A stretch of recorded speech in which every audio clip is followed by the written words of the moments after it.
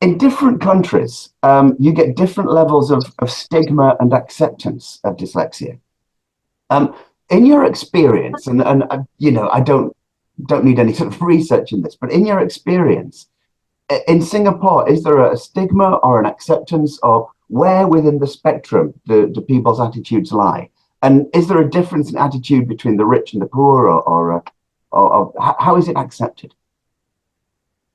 Oh, wow, interesting. Well, I started off as an educational therapist, I would say almost 20 years ago.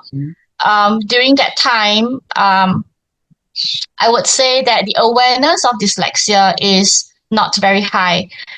So children with dyslexia are often misunderstood as being lazy, unmotivated, and not trying hard enough. I think back then, even when parents know that their children do struggle with,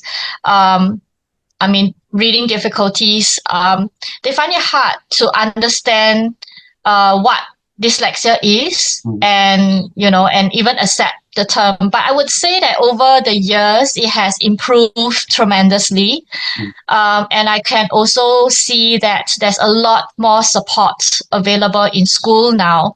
So I would say that, the stigmatization is considerably much lower as compared to back then when I first started off. I think people do not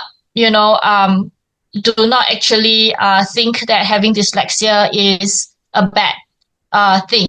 So, but of course, we do have a small group of parents or people who I've met before who still don't quite believe in dyslexia. I have heard of people telling me that if they can't read, then they just can't read. It's like, so what exactly is the problem is with that, something like that. So so they don't quite believe that, children with dyslexia can eventually learn how to read. I think everyone can learn how to read with the right strategies and skills.